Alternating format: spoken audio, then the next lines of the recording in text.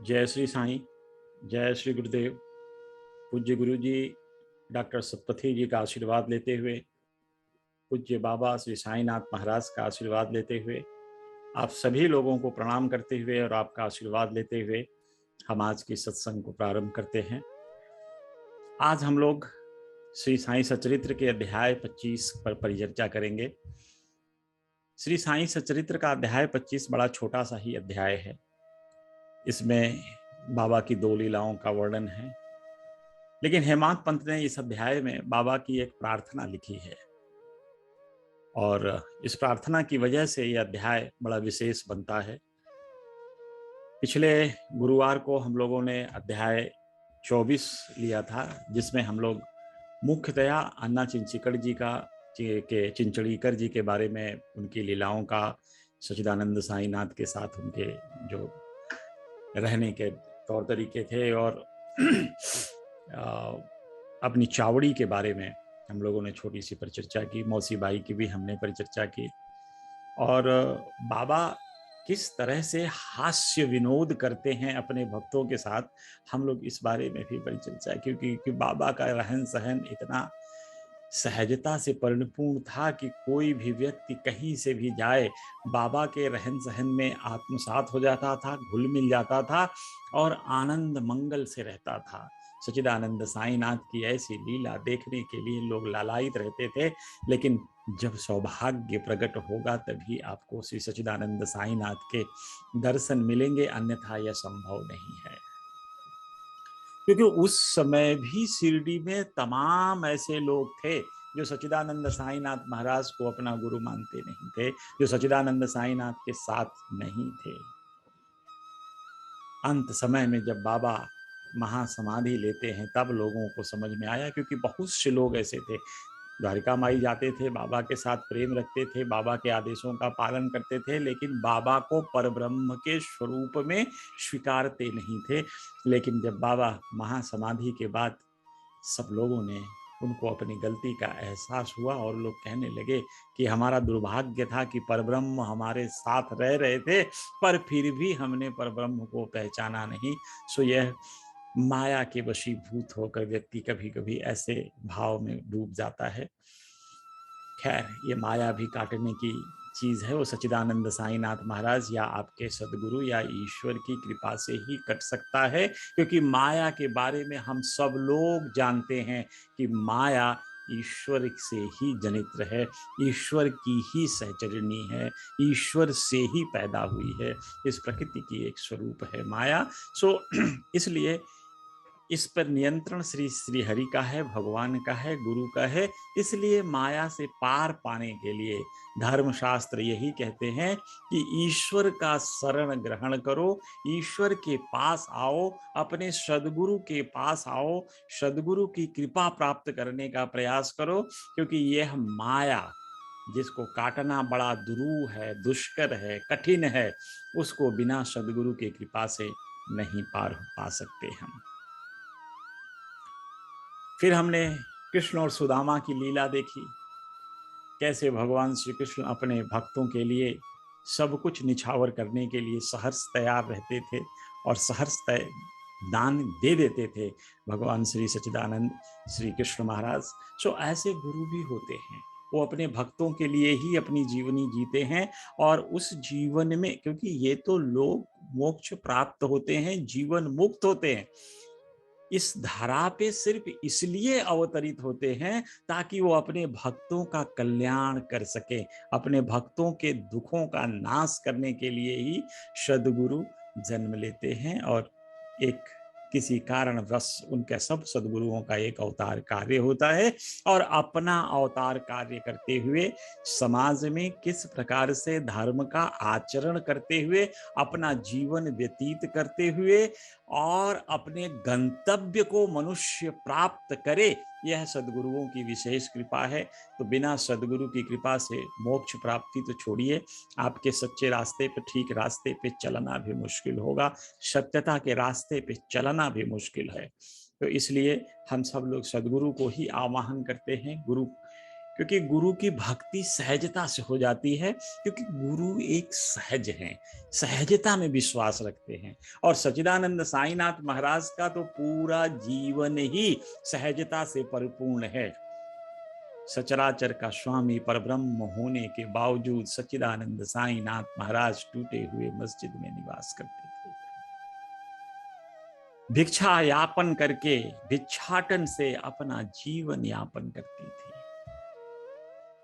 हम अपने से तुलना करें, थोड़ी सी अगर सोच कर देखें कि हमें अगर किसी भौतिक चीज की कमी होती है तो हम परेशान होकर भागने लगते हैं, लेकिन सच्चिदानंद स्वामी साईनाथ महाराज जिन्होंने सचराचर को सुख प्रदान किया, अपने भक्तों को वैभव दान दिया, संतति दान दिया, उनके दुखों का निवारण किया, और बाबा खुद टूटी मस्जिद में रहते थे, साधारण इंसान की तरह अपना जीवन यापन करते थे।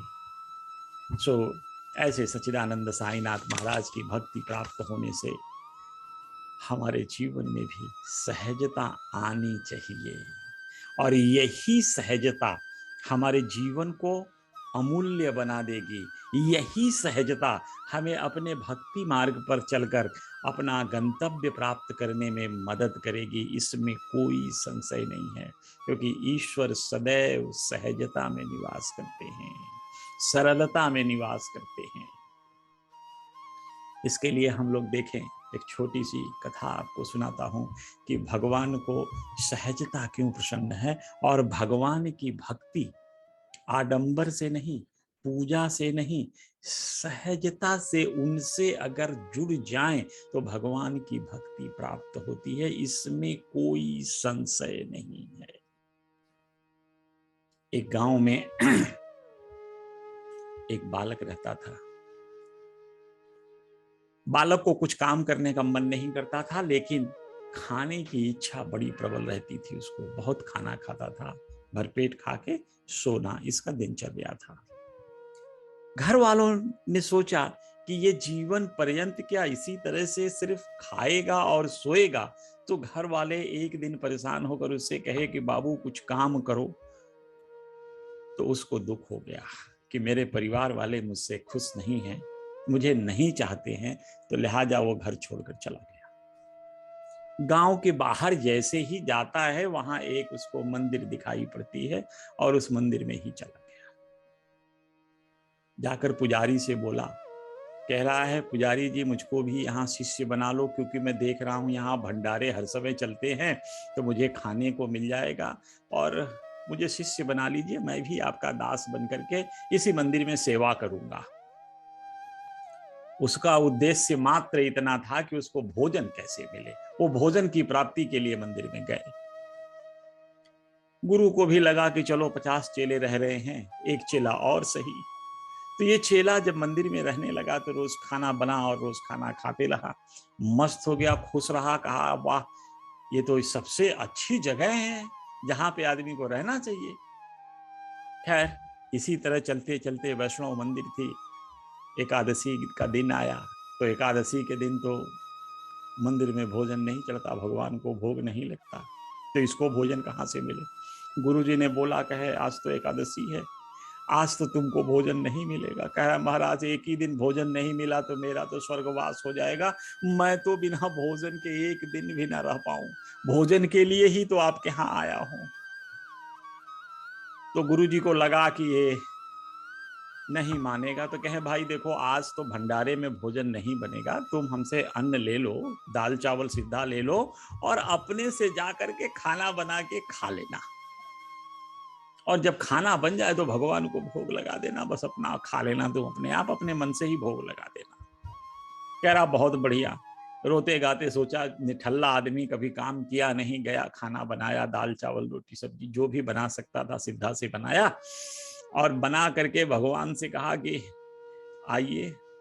तो बड़े प्रेम भाव से कहा, हे भगवान मेरा खाना बन गया, देखिए एकादशी का दिन है, मुझे बड़ी तेज भूख लगी है, आप जल्दी से आकर के ये भोजन ग्रहण करो प्रभु, और उसके बाद मैं खाऊं आराम से, क्योंकि मैंने 2 आदमी का खाना बनाया है, एक आपके लिए बनाया है, एक अपने लिए बनाया है।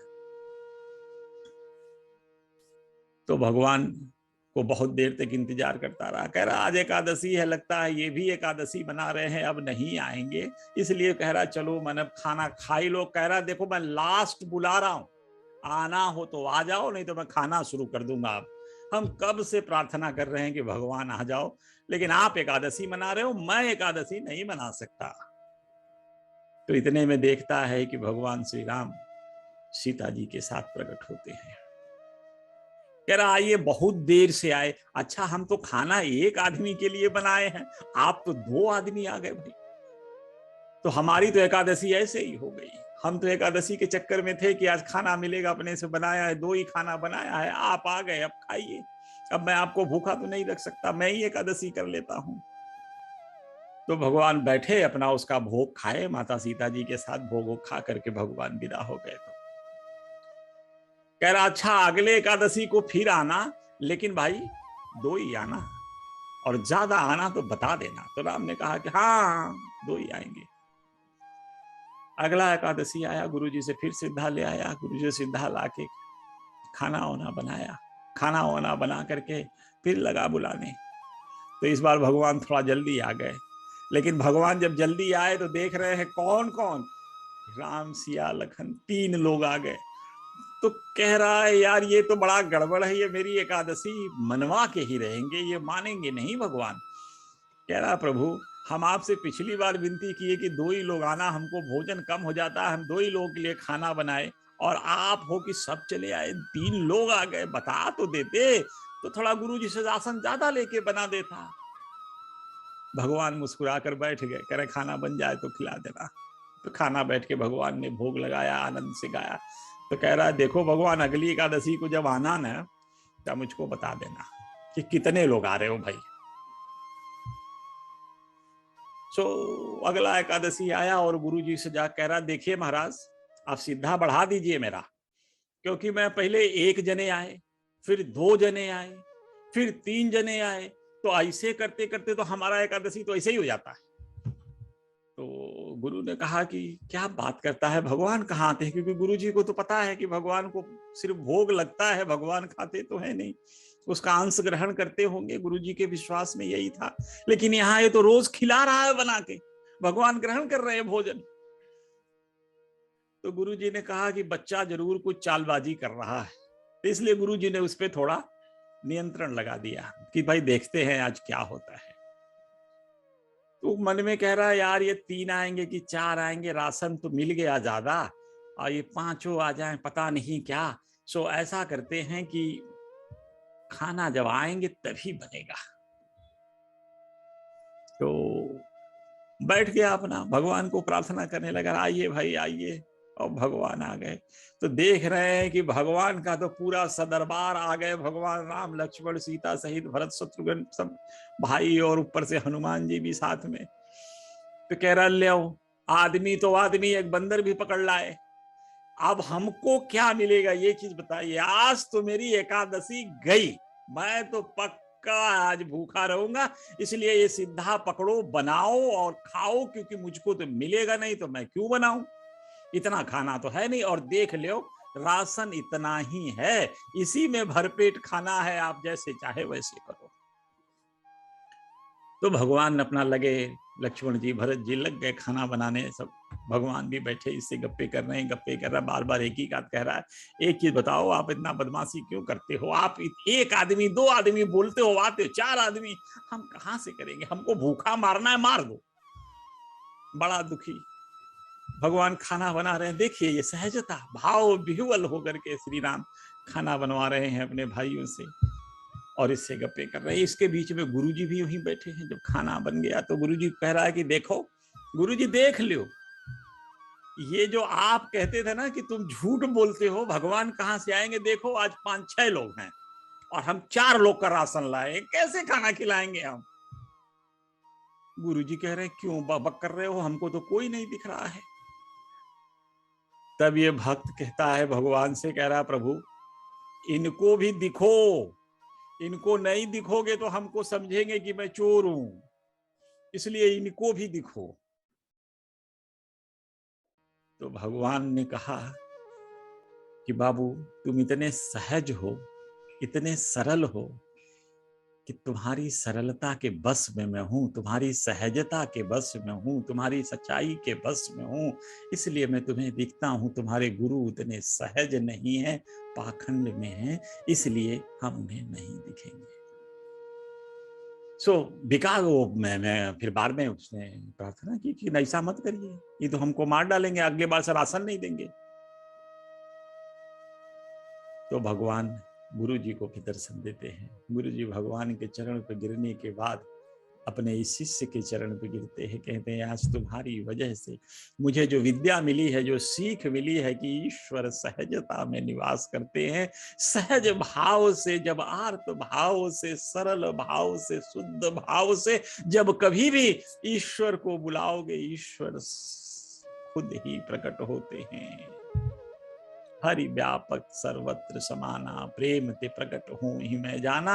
उस दिन उस बच्चे की सरलता की बात आई और भगवान इस सरलता में विश्वास रखते हैं। तो इसीलिए हमको अपने जीवन को अगर सरल बना लें तो इस सरलता से ईश्वर की प्राप्ति सहजता से हो जाएगी, इसमें कोई संशय नहीं है। दूसरी चीज, सदगुरु साईनाथ की जब भक्ति करते हैं तो ये आप कतई मत सोचना कि आप चाहे जैसे भी बाबा की पूजा की हो, क्या बाबा आपके साथ होंगे, ऐसा नहीं है।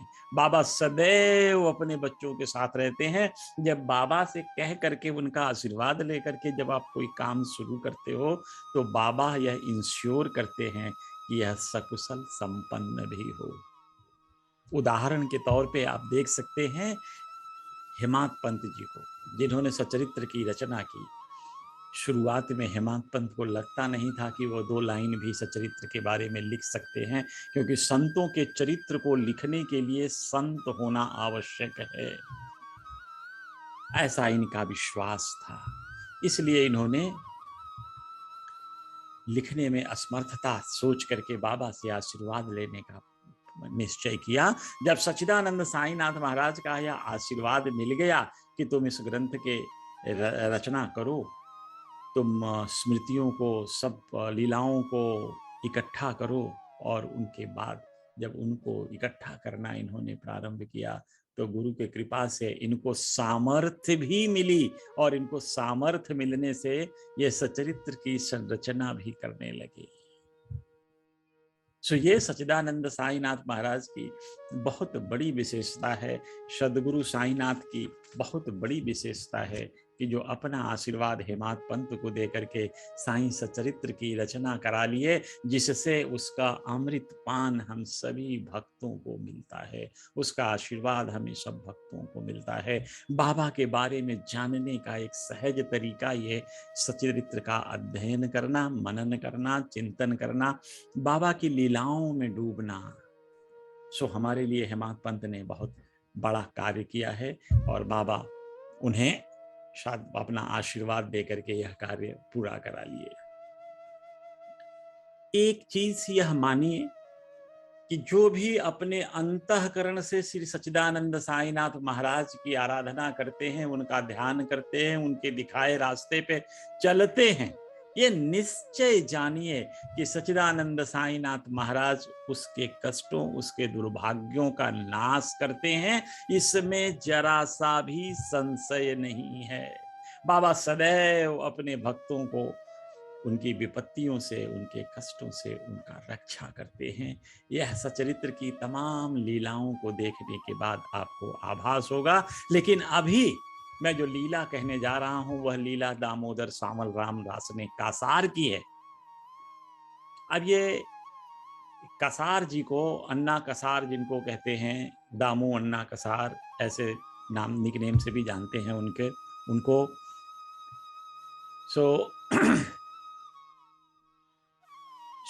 इसलिए आज हम इनकी लीला देखते हैं।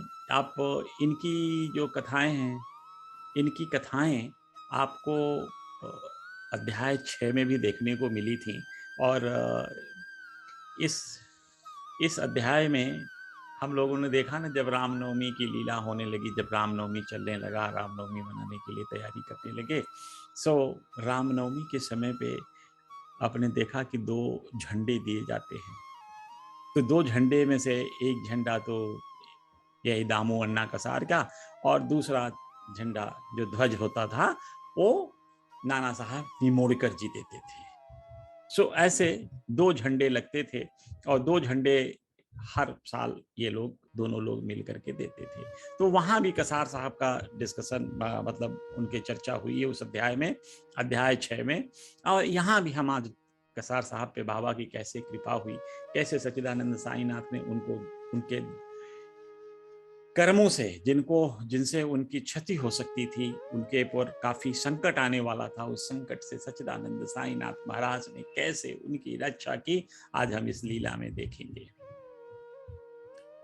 ये दामू अन्ना कसार, आपने अहमदनगर के गोपाल राव गुंड इंस्पेक्टर थे, उनके बारे में जानते ही होंगे। ये उन्हीं के मित्र थे और ये भी अहमदनगर के ही रहने वाले थे। और बाबा की कृपा से दामू अन्ना कसार को भी एक संतान प्राप्त हुआ था, क्योंकि इनको भी संतान नहीं था। तो संतति प्राप्ति के लिए सच्चिदानंद साईनाथ महाराज के दरबार में आए थे और बाबा की कृपा से इनको भी पुत्र रत्न की प्राप्ति हुई। सो यह काम करते हुए वो आगे बढ़ते हैं। एक समय में ऐसा आया कि दामू अन्ना कसार का एक कोई दोस्त था, मित्र था, बॉम्बे का रहने वाला था। उसने इनको लिखा कि दामू चलो एक बिजनेस करते हैं साझेदारी के साथ, और इस बिजनेस में लगभग हम लोगों को 2 लाख रुपए की प्रॉफिट होने की गुंजाइश है, तो इसलिए यह बिजनेस बड़ा। अब दामू अन्ना कसार को सुनकर लगा कि अगर 2 लाख, उन दिनों में आप सोचिए तो 2 लाख रुपए की कीमत बहुत ज्यादा थी। अब 2 लाख रुपए की प्राप्ति होने के लिए उनको लगा ऐसा कि यह बिजनेस तो मुझे जरूर करना चाहिए। इसमें कुछ तथ्य हैं जो बाद में वेरीफाई किए थे नरसिंह स्वामी ने। 1936 में वो शिरडी गए थे और दामू अन्ना कसार से मिले। तो दामू अन्ना कसार ने जो अपने मुख से नरसिंह स्वामी को जिस कथा को बताया, हम उसी कथा के बारे में परिचर्चा करेंगे। तो दामू अन्ना ने कहा कि मुझे वो दलाल जो बॉम्बे का मेरा मित्र था, उसने एक प्रस्ताव भेजा था और उस प्रस्ताव पर मुझको बड़ा मतलब लुक्रेटिव लगा, और प्रस्ताव को मैं मन में मन मानने लगा कि तो बड़ा अच्छा अवसर प्राप्त हुआ, लेकिन कोई निर्णय नहीं ले पाए कि मुझे इस धंधे में जाना चाहिए कि नहीं जाना चाहिए। जैसे हम लोगों के मन में जब दुविधा होती है तो बाबा पर छोड़ते हैं। काका साहब ने एक रास्ता दिखाया कि जब मन में दुविधा हो तो बाबा के सामने एक चिट डालना, उसमें हाँ ना लिखना, जो बाबा का आदेश होगा वो उठा लेना और उसी का पालन करना। लेकिन इसके लिए आवश्यक था कि आपके हृदय में दृढ़ निश्चयता होनी चाहिए, बाबा के प्रति श्रद्धा होनी चाहिए। बिना श्रद्धा और विश्वास के अगर ये प्रक्रिया आप अपनाते हैं तो शायद आप सफल नहीं होंगे, क्योंकि आपके मन में किसी चीज की इच्छा है कि यही मैं करना चाहता हूं, और अगर चिट में ना निकलता है तो आपको बड़ा दुख होता है कि बाबा ने मना कर दिया, नहीं तो मैं आज बहुत बड़ा आदमी बन जाता। खैर, यही दुविधा इनके पास भी आई, तो इन्होंने कहा चलो ठीक है, बाबा से परामर्श ले लेते हैं। तो इस परामर्श के लिए इन्होंने बाबा से पूछताछ करने के लिए दामू अन्ना कसार ने एक चिट्ठी लिखी श्यामा को। श्यामा को चिट्ठी जब मिली तो श्यामा लेकर के शाम को बाबा के समक्ष मस्जिद में जाकर के रख दिया। तो बाबा ने पूछा, अरे श्यामा ये किसकी चिट्ठी रख रहे हो यहाँ पे?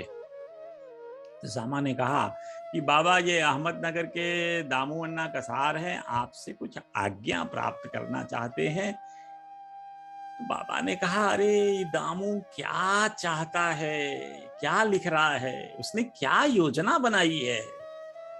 मुझे तो ऐसा प्रतीत होता है श्यामा कि यह आकाश छूना चाहता है। अरे उसे तो भगवत कृपा से जो कुछ भी प्राप्त हुआ है उसको उसी में संतुष्ट रहना चाहिए। तो अच्छा चलो श्यामा तुम पत्र पढ़ के बताओ। तो बाबा ने कहा कि श्यामा ने कहा कि बाबा जो अभी आपने कहा वही चीज तो इस पत्र में लिखा है। आप भी एक ऐसी चीज हो कि यहाँ बैठकर शांत बैठते हो आप, लेकिन भक्तों को उद्विग्न कर देते हो, भक्तों को अशांत कर देते हो, फिर कोई लीला करके उनके हृदय को शांति पहुंचाते हो। आपका यह लीला भी बड़ा विचित्र है भगवान। तो बाबा ने कहा, अरे ऐसा कहाँ सामा, मैं तो ऐसे ही अनाप शनाप बोलता रहता हूँ, तुम पत्र तो पढ़ो, उसने पत्र में क्या लिखा है। सो सामा लगे पत्र पढ़ने। पत्र में तो वही लिखा था कि मुझे रुई के सौदे का एक बिजनेस करना है, बाबा अगर आशीर्वाद दें तो मैं करूंगा। तो बाबा ने कहा, श्यामा उसको, मुझे तो ऐसा लगता है कि दामू अन्ना पागल हो गया है, उससे लिखो कि उसको जीवन में किसी चीज का अभाव नहीं है, और जब उसे किसी चीज की अभाव नहीं है तो उसको इसलिए लिखो, और कि जो भी रोटी ईश्वर की कृपा से तुम्हें मिली है, एक मिली है, आधी मिली है, उसी में संतोष पालो, लाखों का चक्कर छोड़ दो, लाखों के चक्कर से तुम दूर ही रहो। श्यामा तैयार, चलो लिख देता हूं। उन्होंने चिट्ठी लिखना शुरू किया, लेकिन लिखते लिखते उन्होंने एक लाइन और लिख दी कि दामू, सामने से कुछ बयान करना और चिट्ठी में बयान करना, दोनों में बड़ा अंतर होता है। तो जब दामू को सामा का उत्तर मिला तो दामू अन्ना ने सोचा कि बात तो सही कह रहे हैं, चलो मैं बाबा से चल करके शिरडी में प्रार्थना करता हूँ कि आप ये बिजनेस मुझे करना, मैं उनको खुली बता सकता हूँ। और जब यहाँ शिरडी में आते हैं तो वो अपने मन में एक विचार रखते हैं कि हे बाबा, आप इस धंधे में मुझे लगा दो और प्रॉफिट करा दो, और जब प्रॉफिट होगा तो इस लाभ का कुछ भाग, यानी प्रॉफिट का कुछ शेयर मैं आपको भी दूंगा। देखिए, बाबा से क्या नहीं छुपा, क्या छुपा है। बाबा तो सर्वज्ञ ज्ञानी, सर्व जानते हैं। आपके हृदय में उठने वाली हर भाव को सच्चिदानंद साईनाथ जानते हैं। तो भगवान श्री साईनाथ महाराज समझ गए कि बच्चा चाहता क्या है। ये बात वैसे ही हुई कि छोटा बच्चा मीठा मांगता है, पर माँ उसको ठीक करने के लिए, उसके रोग को दूर करने के लिए कड़वी दवा देती है, सदैव देती है कड़वी दवा, ताकि इसका रोग दूर हो जाए। उसको पता है कि बच्चे को दुख होगा, लेकिन कड़वी दवा तो देनी ही पड़ती है। तो सच्चिदानंद साईनाथ महाराज ने भी दामू के हृदय की बात समझ करके कहा, बापू, मुझको इस सांसारिक झंझटों में नहीं फंसना है। दामू अन्ना के समझ में आ गया कि बाबा नहीं चाहते कि मैं यह रुई का सौदा करूं। और आपको जानकर आश्चर्य और हर्ष होगा, खुशी होगी कि ये जो रुई का सौदा इन्होंने किया था, साझेदारी में करना था, उन्होंने छोड़ दिया।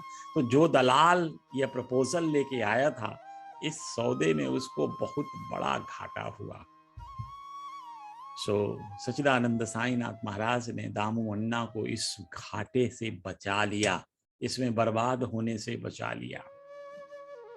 एक और अवसर पे ऐसे ही दामू अन्ना आए।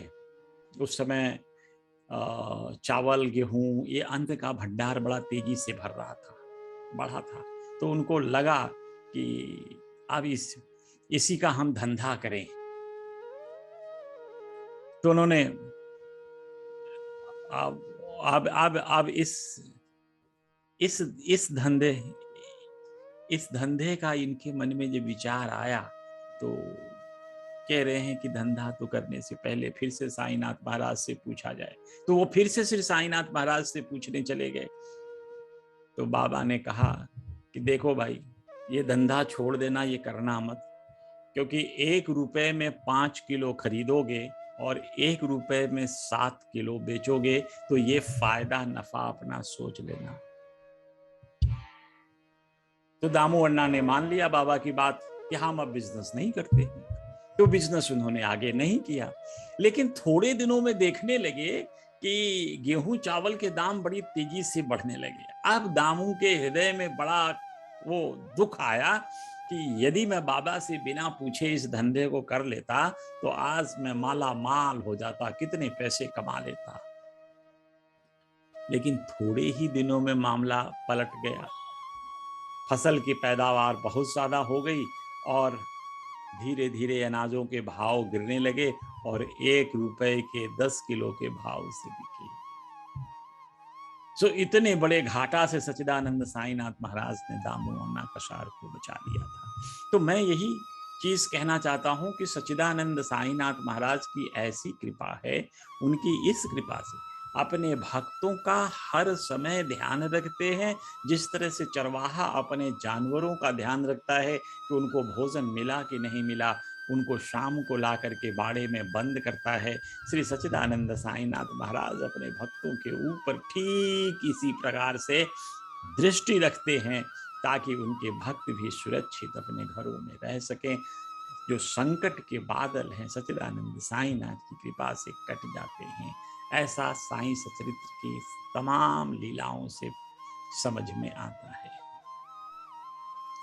एक बार की और लीला एक बाबा की दिखाते हैं। दामू अन्ना कसार को बच्चे कैसे होंगे, यह भी बाबा की एक विचित्र लीला है। एक बार क्या हुआ कि राले साहब थे गोवा के, लगभग 300 आम का पार्सल भेज दिए बाबा के यहाँ शिरडी में। तो भक्त ऐसे भेजते थे, आप लोग जानते भी होंगे कि बाबा आम को इतने अच्छे से गुलगुला देते थे, जब भक्त उसको खाते थे तो पूरा रस उनके मुंह में जाता था और गुठली निकल जाती थी।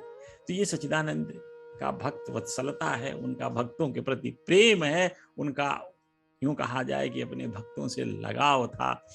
सो बाबा के पास जब 300 आमों का पार्सल आया तो बाबा ने श्यामा को बुला के कहा, श्यामा इसको सब में बंटवा दो। 4 आम बाबा ने निकाल के रखे और कहे कि ये दामू के लिए हैं। 4 आम रख दिए, बाकी सारे आम बांट दिए। दामू अन्ना को कुल 3 पत्नियां थी, कुछ जगह 2 पत्नियां लिखा गया है। और जब दामू अन्ना स्टेटमेंट दे रहे थे ये नरसिंह स्वामी जी को 1936 में, तब उन्होंने बताया नहीं मेरे पास 3 नहीं 2 ही पत्नियां थी और दोनों से कोई संतान नहीं प्राप्त हुआ था, क्योंकि ज्योतिषियों ने कहा था कि आपके संतान के कक्ष में कोई बुरा ग्रह बैठा है जिसकी वजह से आप कभी भी पिता नहीं बन पाओगे, आप पुत्र की संतान की सुख नहीं प्राप्त कर सकते। तो पाप ग्रह की वजह से ऐसा हो रहा है। तो वो मानकर बैठे थे कि ये पाप ग्रहों का खेल है, इसलिए मुझे संतान नहीं होगा, क्योंकि दूसरी शादी करने के बाद भी नहीं हुआ। खैर अब बाबा के पास जब ये आए थोड़ी देर के बाद मंदिर मस्जिद में बाबा की पूजा करने के लिए, तो बाबा कहने लगे कि देखो ये लोग इस 4 आम के चक्कर में काफी चक्कर काट रहे हैं, पर ये हैं तो दामू के, ये दामू को ही खाने दो और मरने दो।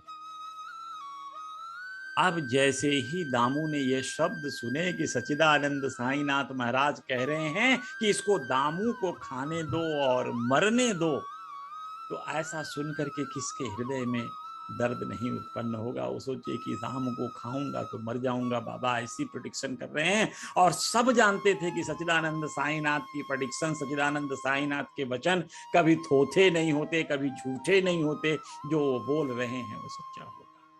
अब दामू अन्ना बा कसार बड़ा परेशान कि अब क्या करूं मैं। तो वो उसी समय महालसापति वही थे। ये महालसापति को बार बार देखें, कहेंगे महाराज क्या करूं मैं, खाऊं कि ना खाऊं। तो महालसापति ने कहा कि ऐसा नहीं है, बाबा का जो मृत्यु का शब्द है इसको तुम अहंकार समझो। बाबा अहंकार, तुम्हारे हृदय के अंदर अहंकार जो है उसको मारने की बात कर रहे हैं, इसलिए तुम आम जरूर खाना ताकि तुम्हारे अपने अहंकार मर जाए, नष्ट हो जाए। अब दामू ने तैयार हो गए कि चलो ठीक है मैं आम खा लेता हूं, भगवान का जो प्रसाद है बाबा का। तो बाबा ने उनको रोका, नहीं नहीं ये आम तुम मत खाओ, ये अपने ले जाकर छोटी स्त्री को, छोटी पत्नी को खिला दो, इससे उसको 4 पुत्रों की प्राप्ति होगी, 4 पुत्र होंगे, 4 पुत्रियां होंगी। अब दामू को प्रशंसा, खुशी का पारावार न रहा, ठिकाना न रहा। दामू हंसते हंसते भाग कर घर आते हैं, अपनी छोटी पत्नी को ये 4 आम खिला देते हैं और देखते ही देखते कुछ समय बाद बाबा की कृपा से दामू अन्ना को 4 पुत्र और 4 पुत्रियों का प्राप्ति हो जाती है। जो बाबा ने अपने वचन दिए थे वो सत्य निकले, जो ज्योतिषियों ने पाप ग्रह की बात कही थी वो गलत निकले। तो भाभी हुमेट सकै त्रिपुरारी, जो गुरु है, जो समर्थ है, वो आपके कर्मों को काट सकता है, आपके प्रारब्ध को काट सकता है, आपके दुर्भाग्य को सौभाग्य में बदलने की सामर्थ्य रखते हैं। ऐसे सच्चिदानंद साईनाथ महाराज हैं। उस दिन पूरी मस्जिद खचाखच लोगों से भरी हुई थी। जब ऐसा अवसर आता है, जब भीड़ काफी होती है, तब सच्चिदानंद साईनाथ कुछ उपदेश देते हैं, और ऐसे उपदेश देते हैं कि लोग आनंद से भाव विभोर हो जाते हैं। उस दिन भी बाबा ने कुछ बातें कही। बाबा ने कही कि मुझ पर पूर्ण विश्वास रखो, श्रद्धा और सबूरी, बिना उसके कुछ भी नहीं होने वाला। मुझ पे पूर्ण विश्वास रखो, यद्यपि मैं देह त्याग भी दूंगा, यानी मैं समाधि ले लूंगा, तब भी जो मेरी अस्थियां होंगी समाधि से, वो आशा और विश्वास का संचार करेंगी, वो अपने भक्तों के मनोकामनाओं की पूर्ति करती रहेंगी। बाबा कह रहे हैं कि मैं ही नहीं, मेरी समाधि भी तुमसे बात करेगी, तुम्हारे कष्टों को दूर करेगी, तुम्हें आशा के संदेश देती रहेगी, तुम्हें प्रेरणा देती रहेगी, यदि तुम मेरी समाधि पर आते रहोगे तो। बाबा ने कहा कि जो श्रद्धा पूर्वक मेरे शरणागत होंगे, मैं उनकी रक्षा हर प्रकार से करूंगा। उस दिन बाबा ईश्वर के स्वरूप से बोल रहे थे कि मैं तुम्हारी रक्षा हर समय करूंगा। यदि मैं तुम लोगों से विदा होकर चला भी गया तो ऐसा मत समझना, मेरी जहां भी हड्डियां होंगी, अस्थियां होंगी, सदैव तुम्हारे सौभाग्य के चिंतन में लगी रहेंगी, तुम्हारे लिए अच्छाई के लिए, तुम्हारी भलाई के लिए सदैव काम करती रहेंगी। जो भक्त मुझ पे दृढ़ विश्वास रखेगा उसको अधिक लाभ मिलेगा, इसमें कोई संशय नहीं। ये कितनी बढ़िया उपदेश बाबा ने उस दिन दिए। जो लोग सुने, और ये शब्द बाबा के श्रीमुख से सुनने के बाद भी जिस दुर्भाग्यशालियों को, सच्चिदानंद साईनाथ को परब्रह्म होने में शक रह गया, शंका रह गया, उनके दुर्भाग्य की हम तुलना किससे कर सकते हैं। यदि यही चीज देखें तो गीता में भी भगवान श्री कृष्ण कहते हैं, सर्वधर्म परित्याज्यम मामेकम शरणं व्रज, अहम त्वाम सर्व पापेभ्यो मोक्षयिष्यामि मा शुचः। भगवान श्री कृष्ण भी कहते हैं, तुम सब कुछ छोड़कर मेरे शरण में आ जाओ। सर्वधर्म परित्याज्यम मामेकम शरणं व्रज, अहम त्वाम सर्व पापेभ्यो, मैं तुम्हारे सभी पापों को नाश करके मोक्षयिष्यामि मा शुचः, मैं तुम्हें मोक्ष प्रदान कर दूंगा। लेकिन अनन्याश्चिन्तयन्तो मां ये जना पर्युपासते, तेषां नित्याभियुक्तानां योगक्षेमं। भगवान श्री कृष्ण कहते हैं कि अनन्यास चिंतयन्तो मां जे जना पर्युपासते, जो भी भक्त मेरी उपासना अनन्य भाव से करते हैं। अनन्य भाव से उपासना का मतलब न अन्य कोई दूसरा नहीं, जो एक मात्र एक गुरु की आराधना कर रहे हैं, एक ईश्वर, ईश्वर तो एक ही है, उस ईश्वर की प्रार्थना कर रहे हैं। अनन्यास, सो अनन्य भाव से जो मेरी आराधना कर रहे हैं, मैं उनको तेषाम नित्याभियुक्ता नाम योगक्षेम बहाम्यम, मैं ऐसे भक्तों को योगक्षेम प्रदान कर देता हूं, यानी उनके जीवन की सभी समस्याओं का निराकरण कर देता हूं। ये भगवान सच्चिदानंद श्री कृष्ण महाराज के वचन हैं जो उन्होंने गीता में दिया। साईं भी वही कह रहे हैं, सच्चिदानंद श्री साईनाथ महाराज, और उधर गीता में भगवान श्री कृष्ण भी यही चीज कह रहे हैं। तो ईश्वर के इन वाणियों से अति इसके बाद भी हमें ईश्वर के ऊपर, अपने गुरु के ऊपर विश्वास न हो तो यह मेरा दुर्भाग्य होगा, इसमें जरा भी संशय नहीं है। अब हेमांत पंत ने एक प्रार्थना लिखी है लास्ट में, उस प्रार्थना के बाद हमारा आज का प्रवचन यहीं समाप्त होगा इस प्रार्थना के साथ। तो हेमंत पंत जी प्रार्थना लिखते हैं भगवान की, और उस प्रार्थना को हम लोग थोड़ा और आगे विस्तृत करेंगे। अभी हमारे पास लगभग 20 मिनट का समय है। सो इस प्रार्थना में आनंद लीजिए, भगवान के स्वरूप का दर्शन कीजिए। मन से अगर सुनेंगे तो साक्षात साईं दर्शन होते रहेंगे, ईश्वर दर्शन होते रहेंगे, गुरु दर्शन होते रहेंगे, इसमें संशय नहीं है। क्योंकि हियरिंग एंड लिसनिंग में बड़ा अंतर है। तो आप लिसन करिए, आराम से सुनिए, चिंतन करिए, मनन करिए, भगवान के श्री स्वरूप को सामने देखिए, तब आनंद आएंगे। कहते हैं, हे साईं सदगुरु, हमारी आपसे प्रार्थना है कि आपके श्री अभय चरणों को हमारे हृदय से कभी विस्मित मत होने देना। यानी हमारी जो इच्छा है आपके श्री चरणों के पास ही रहने की है, हमारे ध्यान में भी उन चरण को कभी भी मत ओझल होने देना। मेरे दृश्य से ओझल न हो, हमारे दृश्य में हर समय आपके श्री चरण बने रहें।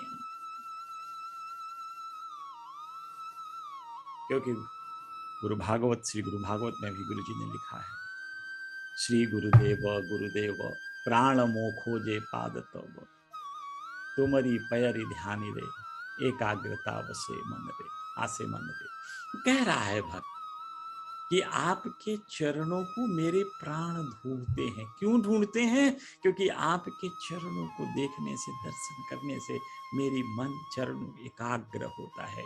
और भक्ति भाव में चित्त की एकाग्रता बड़ी आवश्यक है।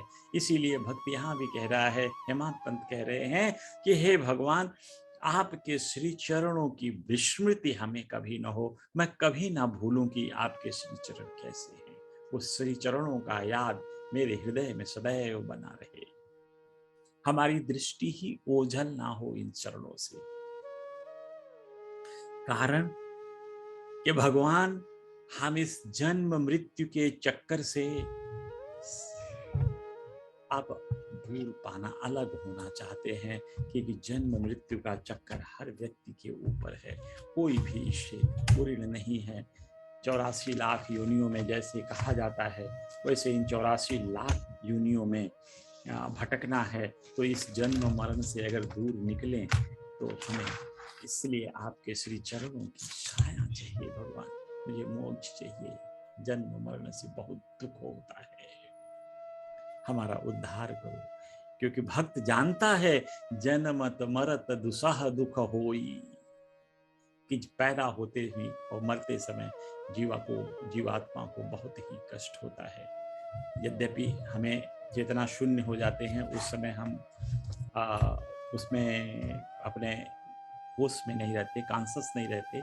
इसलिए शायद शारीरिक रूप से, बाह्य रूप से देखने से ऐसा प्रतीत होता है कष्ट नहीं, लेकिन आत्मा को बहुत कष्ट होता है। खैर, वो कभी मृत्यु का प्रकरण होगा, इस पे गुरुजी ने भी बहुत अच्छी चीजें लिखी हैं। मृत्यु के बारे में जब परिचर्चा करेंगे तो उससे भी बात करेंगे। लेकिन यहाँ यही कह रहे हैं कि भगवान जन्म कोई। अब आदि शंकराचार्य जी ने भी इसी पे लिखा। क्यों कहते हैं? जैसे हेमंत पंत यहाँ प्रार्थना कर रहे हैं, वैसे ही आदि शंकराचार्य ने भी भज गोविंदम, आपने सुना होगा भज गोविंदम भज गोविंदम भज गोविंदर गोविंदम मूढ़मते। बार बार शंकराचार्य जी कह रहे हैं कि गोविंद भजो, गोविंद भजो, गोविंद भजो। हे मूढ़मतियों, हे विमूर्खों, भगवान को अगर इससे पार पाना है, इस जीवन के संसार की स्थिति को पार करना है, तो भगवान श्री कृष्ण का, भगवान गोविंद का, नारायण का ध्यान रखो, उनका भजन करो। क्योंकि वो कहते हैं, संप्राप्ते सन्निहिते काले ना ही रक्षत कृच करने। कह रहे हैं कि जब तुम्हारा मृत्यु का समय आ जाएगा, तो तुम ये संस्कृत के व्याकरण रटने से तुम्हारा कोई काम नहीं बनने वाला।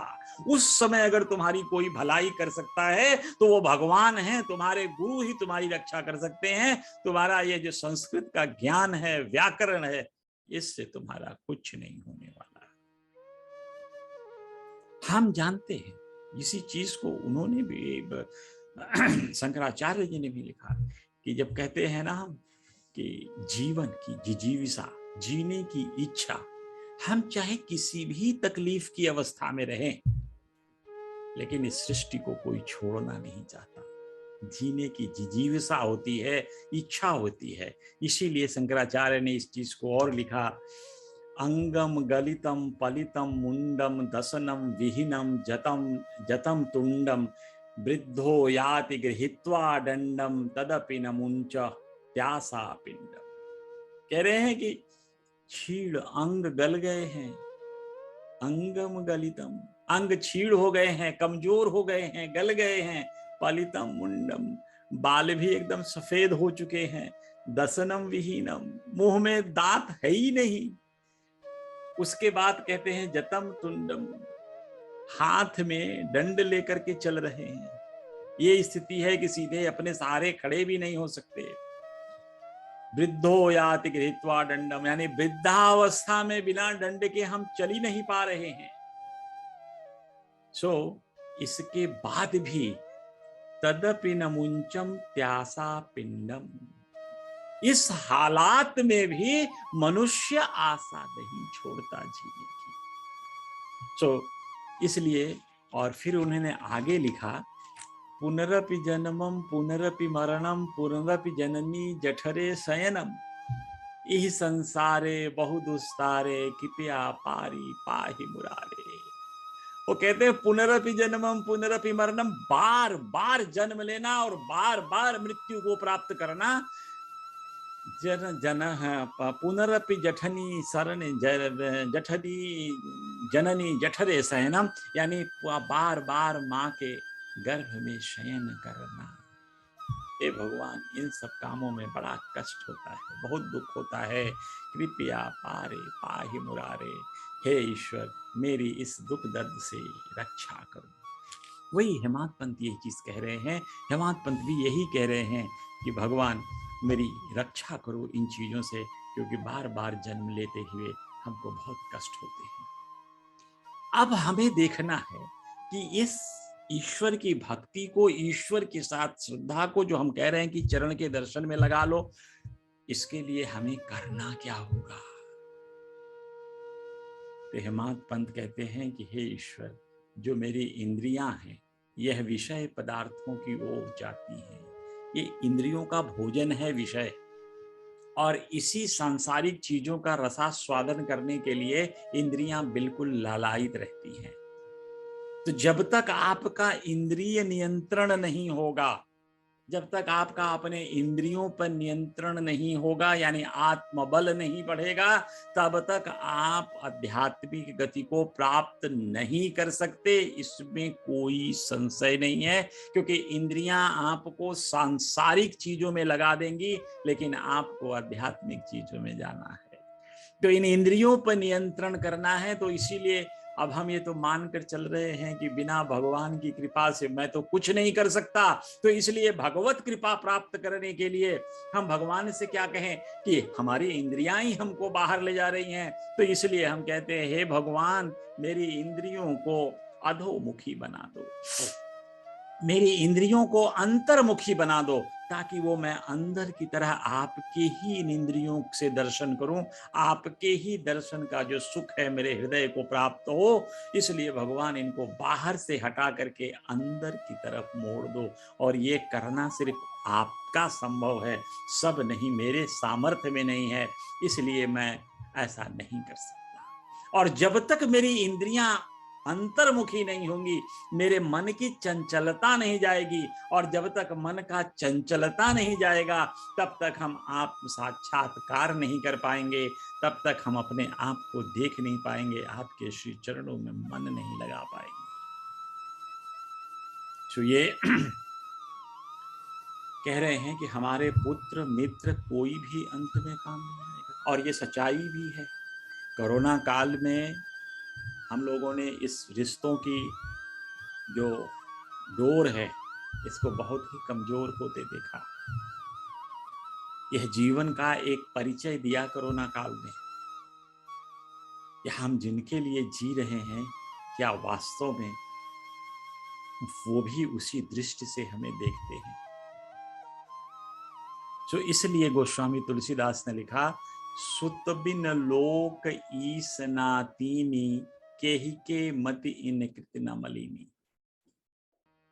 वो कह रहे हैं कि पुत्र की, धन की और लोक प्रतिष्ठा की, ये किसकी इच्छा नहीं है?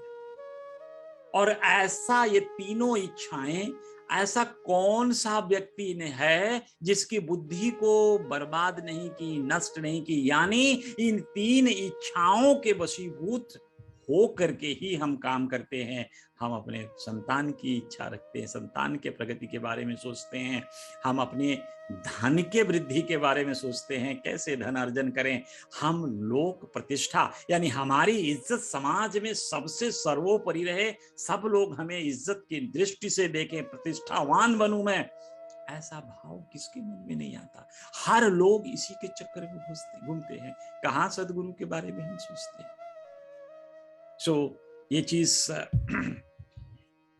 अब एक और चीज है कि इसलिए कहा हेमंत पंत ने कि भगवान मेरे बच्चे, मेरे परिवार, ये कोई भी मेरे साथ नहीं आएगा, ये ना कोई मेरा अंत समय में मेरा साथ देगा, ऐसे भी अंत समय में कौन किसके साथ जाएगा? सिर्फ आपके सत्कर्म ही आपके साथ रहते हैं। इसीलिए कहते हैं कि इन सत्कर्मों की संख्या बढ़ा लीजिए, सत्कर्मों का जितना अच्छे कर्म कर सकते हैं कर लीजिए, फिर पता नहीं दोबारा मनुष्य योनि प्राप्त होगी कि नहीं होगी। इसलिए इस योनि में जब ज्ञान मिला है सत्कर्म करने की, तो सत्कर्म का जितना भी काम कर सकते हैं कर लीजिए। इसलिए भगवान से प्रकार का है, एकमात्र अब तुम्ही।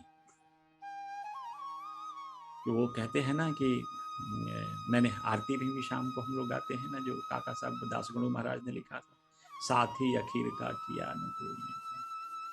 काका साहब लेकिन उल्टा बोलते थे, इसको घुमा के बोलते थे, साथी अखीर का तुम मेरे साई। ये अपने गुरु में विश्वास जताता है, उसकी झलक दिखाता है। हम कहते हैं कि साथी अखीर का किया न कोई, हमने कुछ नहीं किया, भगवान अभी साथ दो। लेकिन काका दीक्षित को बाबा पे पूर्ण विश्वास था, इसलिए कहते थे कि साथी अखीर का तुम मेरे साई। तो मैं नहीं सोचता कि मेरा अंत क्या होगा, तुम हो, मैं तुमको जानता हूं। ये दृष्टिकोण जब आपके हृदय में आज जागृत हो जाए तो समझिए श्री गुरु के चरणों में आपका मन रम जाएगा, और मन रम गया तो समझिए सब सौभाग्य, सब जो सौभाग्य हैं सब जाग जाएंगे, और सारे सौभाग्य आपकी पूर्णति के लिए, आपकी उन्नति में लग जाएंगे।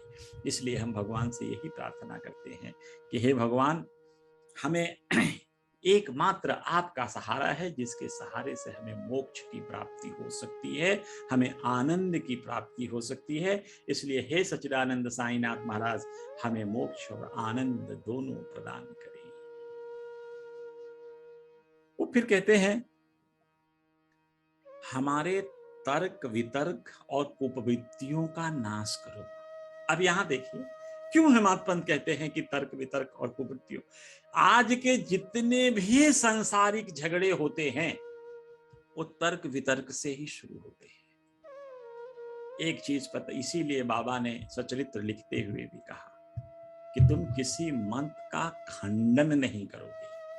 हेमंत पंत को बाबा ने कहा कि किसी के मत का खंडन नहीं करोगे, कोई तर्क वितर्क नहीं करना, क्योंकि यह शाश्वत सत्य है ईश्वर की प्रतिष्ठा की सत्ता के लिए, इसलिए उसमें कुछ तर्क वितर्क की आवश्यकता नहीं है। तो यही चीज यहाँ कहते हैं कि हे भगवान, मेरी कुतर्क वितर्क जो करने की इच्छा है उसको मार दो, जो टेंडेंसी है उसको मार दो, ताकि मैं आराम से रह सकूं। और तर्क वितर्क की जब सब नष्ट हो जाए और मेरे सभी प्रकार के विकारों को, जो मेरा बुरे विकार हैं जो मन में है, काम क्रोध मद लोभ, इन सब को नष्ट कर दो। ऐसा कर दो भगवान कि मेरे मन में कोई आसक्ति न रहे, कोई आसक्ति न रहे। क्योंकि वो जानते थे कि आसक्तियां, काम क्रोध मद लोभ मोह मद मत्सर, इन सब आसक्तियों की वजह से ही इंसान भगवान के नजदीक नहीं पहुंच पाता। और इन पे नियंत्रण, गोस्वामी तुलसीदास जी भी इसे कहते हैं, काम क्रोध मद लोभ रत गृह शक्त दुख रूप। वो कह रहे हैं काम क्रोध मद लोभ रत गृह शक्त दुख रूप, ते किमि जान ही रघुपति ही मूढ़ पड़े तंबु। कह रहे जो काम क्रोध मद लोभ और घर में आसक्ति रखने वाले व्यक्ति हैं वो भगवान को क्या समझेंगे। इसलिए जब ईश्वर की सत्ता को नहीं स्वीकारोगे तो भवकूप इस सांसारिक कुएं में गिरना है, इसमें कोई रोकने वाला नहीं। और जैसे भगवान श्री कृष्ण ने कहा कि सब कुछ छोड़ करके मेरे शरण में आ जाओ, मैं तुम्हें मोक्ष प्रदान कर दूंगा, वैसे ही रामचरितमानस में भगवान श्री राम कहते हैं सर्व भाव तज कपट तज, सर्व भाव भज कपट तज, मोहि परम प्रिय सोई, पुनि पुनि सत्य कहूं तो ही पाही, मोहि सेवक सम प्रिय कोई नहीं। यहाँ भगवान नवधा भक्ति की बात तो किए थे, लेकिन आज जब भगवान को मौका मिला तो कह रहे हैं मोहि सेवक सम प्रिय कोई नहीं, यानी मेरे जो सेवा करता हो, जो भक्त मेरे लिए ही जी रहा हो, उससे ज्यादा प्रिय मुझे कोई नहीं है।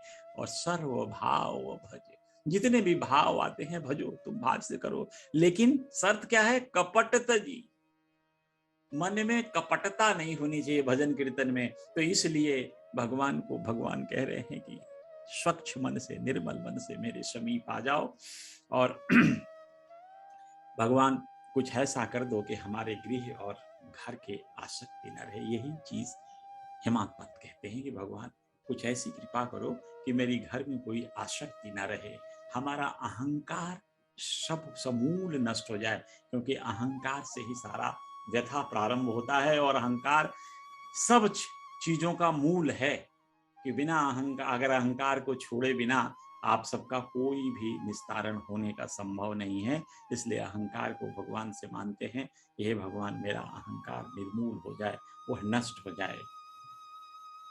सो हेमंत पंत आगे कहते हैं कि हे प्रभु, यदि मेरे हाथ को तुम अपने हाथ में ले लोगे तो मेरे हृदय के अंधकार मिट जाएंगे। अब हृदय के अंधकार मिटाने का भाव यहाँ है कि मेरे हृदय से खडविकार मिट जाएंगे, मेरी कुप्रवृत्तियां मिट जाएंगी, मेरे बुरे विचार मिट जाएंगे। इसलिए हे प्रभु मेरा हाथ अपने हाथ में ले लो।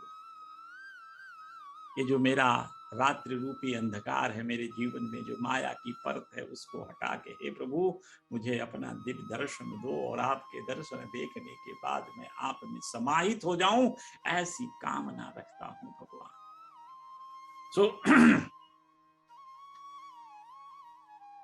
आज मैं तुम्हारे शरण में आया हूं, ये मेरे कई जन्मों का पुण्य फल है, क्योंकि बिना पुण्य फल से, मेरे अच्छे कर्मों के बिना मैं तुम्हारे शरण में आ नहीं सकता। इसलिए हे भगवान मुझे इस निद्रा से जागृत करके अपने चरणों में लगा दो, उसकी सेवा में लगा दो।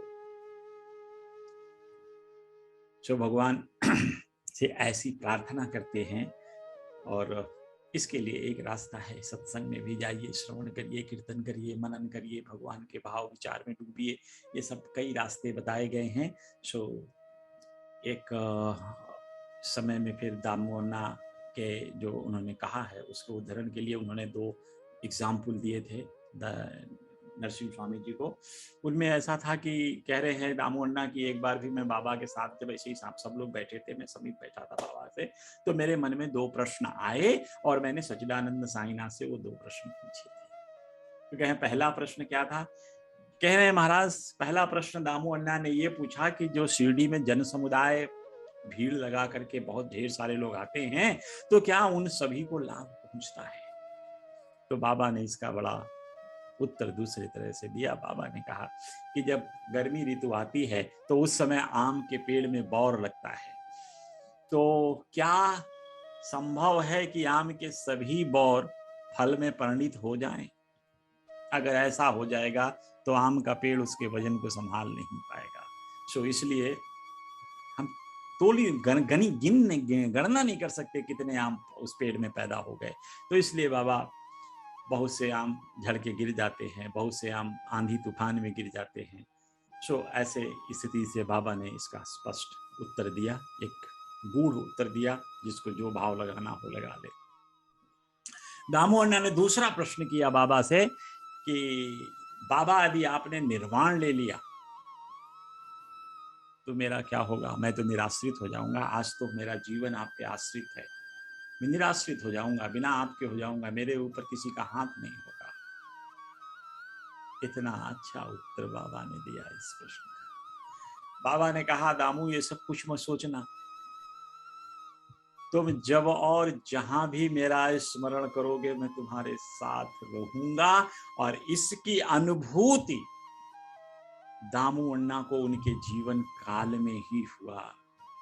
और दामू अन्ना कहते हैं कि बाबा ने जब 1936 में इसका स्टेटमेंट दे रहे थे, तब उन्होंने कहा कि बाबा ने अपने वचनों का निर्वहन 1918 से पहले और 1918 के बाद, यानी बाबा अपने महाजीवन काल में या फिर महासमाधि काल में भी अपने भक्तों को उसी तरह से उनकी देख रेख करते रहे। जब कभी भी भक्तों को कोई कष्ट आया, तकलीफ आई, सच्चिदानंद साईनाथ महाराज उन तकलीफ को दूर करने के लिए सदैव तत्पर रहे। तो उन्होंने एक उदाहरण दिया कि मेरा भी ऐसा था कि 1910-11 की एक घटना का उन्होंने जिक्र किया कि उस समय मेरा भाई मेरे से अलग हो गया था और मेरी बहन की मृत्यु भी हो गई थी और उसी समय मेरे घर में चोरी हो गई। तो ये सब कष्ट मुझे एक तरफ से एक साथ आए। पुलिस जांच पड़ताल कर रही थी और इसी हालात में मुझे विक्षिप्त कर दिया था। भाई का अलग होना, बहन की मृत्यु हो जाना, तो ये सब सारी चीजें लग के मैं बिल्कुल पागल सा हो गया। और जब मैं बाबा के शरण में गया तो बाबा ने मुझे उपदेश देकर मेरे हृदय को शांत कर दिया, मेरे कष्टों को दूर कर दिया और अप्पा कुलकर्णी के घर भेज के मुझे पूरन पोली खिलाई, ऐसा कहते हैं। सो इनके घर में जब चोरी हुई थी तो बाद में बताते हैं कि मेरा एक 30 वर्षीय मित्र था, उसने चोरी के गहने ले गया था, पर बाबा के चित्र के सामने जब मैंने रुदन किया तो वो ला करके एक दिन वो सारा गहना मुझे लौटा करके मुझसे क्षमा याचना करने लगा। सो ये सच्चिदानंद साईनाथ महाराज की विशेषता है, कृपा है, सदगुरु की कृपा है। सो ये सदगुरु का खेल है। निश्चय आपको करना है कि आप क्या गुरु के श्री चरणों का ध्यान करके, गुरु के उपदेशों का पालन करके अपने जीवन को सुखमय बनाना चाहते हैं, आध्यात्मिक सुख प्राप्त करना चाहते हैं, या सांसारिक सुख के लिए आज भी लालायित हैं। आपकी इंद्रियां इसी सांसारिक सुखों की तरफ भाग रही हैं, आपकी सोच भाग रही है। समय है कि धीरे धीरे उनको, अपने इंद्रियों को, अपनी चाह को अंतर्मुखी बनाकर भगवान के श्री चरणों में लगाने का काम करें। धीरे धीरे ईश्वर की कृपा से ही यह संभव होगा कि आप भगवान के श्री चरणों का ध्यान लगा सको और अपने जीवन को सफल बना सको। जय श्री साईं।